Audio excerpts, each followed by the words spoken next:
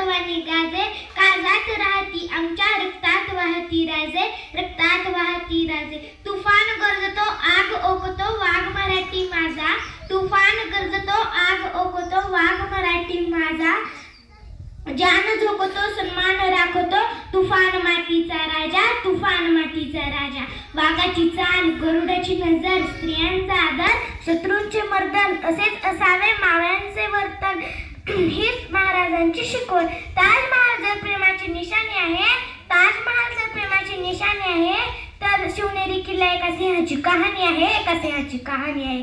छत्रपती शिवाजी महाराज म्हणजे कोण? छ म्हणजे 36 हत्तींचे बळ, त्र म्हणजे त्रिस्त मुघलांना करणारे, प म्हणजे परत न फिरणारे, ती म्हणजे तिन्ही जग जाणणारे, शी म्हणजे शिस्तप्रिय, वा म्हणजे वाणिज्य तेज, जी म्हणजे जिजाऊंचे पुत्र, म म्हणजे महाराष्ट्राची शान, हा म्हणजे हार न मानणारे, रा म्हणजे राज्याचे हितचिंतक आणि ज म्हणजे जनतेचा राजा. असेच आहेत आमचे शिवाजी महाराज.